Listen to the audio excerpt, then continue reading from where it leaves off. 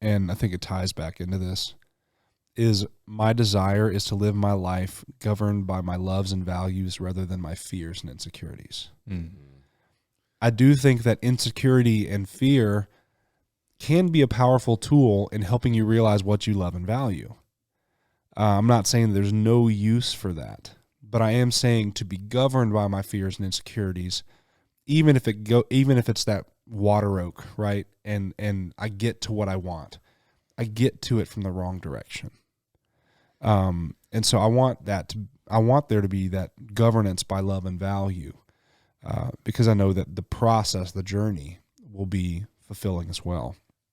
And I think you're right about rest. Because I think here's an interesting dream of mine. And I actually put this on my bio on our website, is I want to rest in the shade of trees that I plant. You know? Like, come on, dude. Like, trees are one of those things that it's like the ultimate long-term investment. If I were to buy a plot of land and plant a live oak, my great-great-great-grandchildren would get to see the majesty of that tree, you know, because they grow so long and so big. It's like the old cathedrals. Right. Yes. It took like generations. Good grief. In Mandeville a couple weeks ago as well, there's this oak that, you know, it's probably 400-something years old, just sitting there by the water. I'm like, what has this thing seen? What has it experienced? And I would have said that I would love to have money so I could buy a plot of land to plant trees. Like, that's always been a dream of mine, is to have land with fruit trees and with like. But now I know that it's not just about the money for me. The money's not the issue. It's the rest. The rest is what I desire.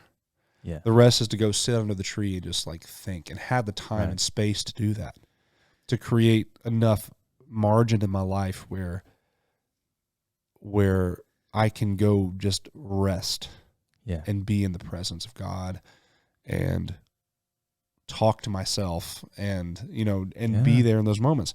And I think that that's where you start to dig deep into true desire, is when you see, like, what do I value? Well, I value being awake to my life.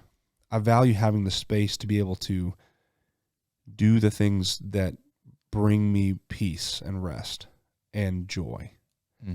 And it's not, I'm afraid I'll never have that, and so I'm going to grind my way there. It's like, I love and I value this, and that's why I'm working towards that. Does that make sense? One of the advantages of doing psychotherapy is you get an inside window into a lot of different people's lives, of course. And I'm telling you what, man, the grass is not greener on the other side. Do not be fooled. Don't be fooled. I meet on a daily basis with people who on paper have checked a lot of boxes as far as worldly success, and they've got the farm with the fruit trees and that kind of thing, but they can't get themselves, or even if they try, to sit under it. You know, they have all those things, but they're not content. Like they're not able to experience them. They're not able to benefit from the fruit of their labor beyond accolades and worldly recognition. And I think that's an important thing that should haunt us in a good way, is, you know, what are you after and how do you define success? I think that's an important question. Like, what does success mean to you? And my 20-year-old's going to answer that question a certain way. My 30-year-old's going to answer that question a certain way, 40, 50 and on. And I think ultimately the highest perspective for me is I try to imagine myself as 100. We've talked about this.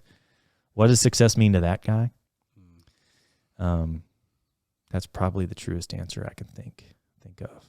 And can we grasp that? Can we borrow from our future wisdom using our imagination? Ooh, that's good.